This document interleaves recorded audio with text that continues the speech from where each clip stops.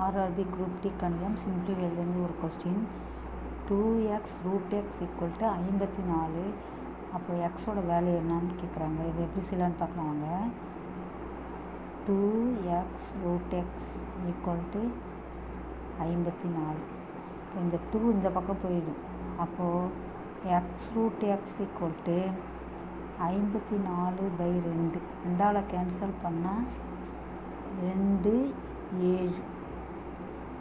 இப்போது x√xை வந்து ஸ்கொயர் பண்ணும்போது இந்த பக்கம் 27ஐயும் ஸ்கொயர் பண்ணணும்.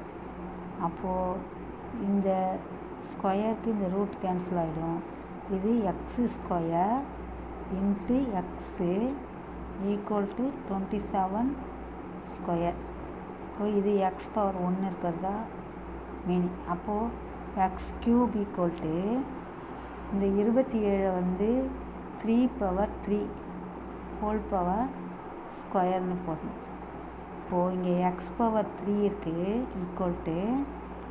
=3/2 இந்த பவரை சேஞ்ச் பண்ணாலும் மதிப்பு மாறாது.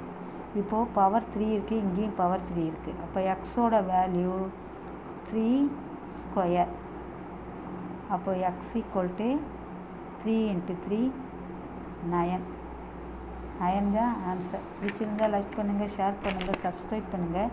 உங்கள் கருத்துக்களை கமெண்ட்டில் பதிவு பண்ணுங்கள். நன்றி, வணக்கம்.